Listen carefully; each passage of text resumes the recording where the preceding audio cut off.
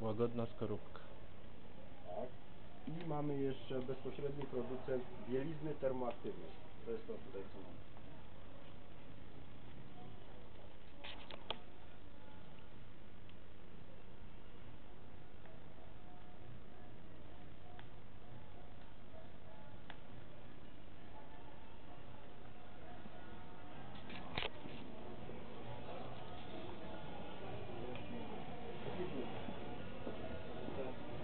Nie, brudki nie. Brudki to jest taki meteor. Generalnie będzie polar,